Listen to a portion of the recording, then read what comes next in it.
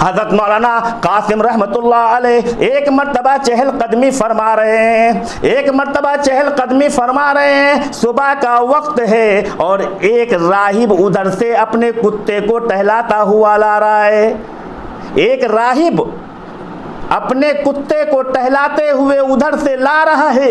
हज़रत मौलाना कासिम नौनौतवी रहमतुल्लाह अलैह से कहने लगा, वो पहचानता था ना कि वहीं का रहने वाला था ना, वो पहचानता था कि मौलाना कासिम नौनौतवी हैं, ये अल्लाह के नेक बंदे हैं, वो जानता था।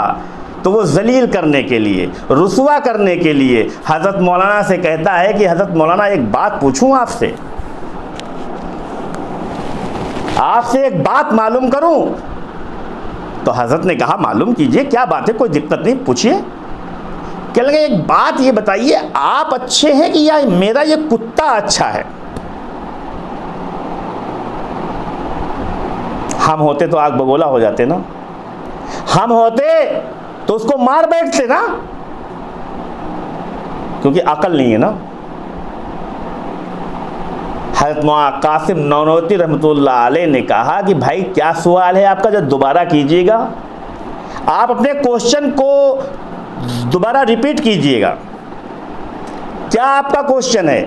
तो उस राहिब ने कहा कि मौलाना हमको ये बताइए कि ये जो मेरे हाथ में कुत्ता है, जिसकी जंजीर मेरे हाथ में है, ये कुत्ता अच्छा है या आप अच्छे हैं? हजरात, हज़रत मौलाना कासिम नौनौती रहमतुल्लाह अलैह का जवाब सुनने के बाद वाकई आप हैरत में पड़ जाएंगे, आप हैरत में पड़ जाएंगे। आप सोचेंगे कि वाह वाह मौलाना कासिम, वाह मौलाना कासिम, जन्नत के 8 दरवाजे तुम्हारे लिए खोल दिए गए होंगे। मौलाना गुस्सा नहीं होते, मौलाना खफा नहीं होते, मौलाना के माथे पे सिकुड़न नहीं पड़ती, मौलाना आओ बाओ नहीं बकते।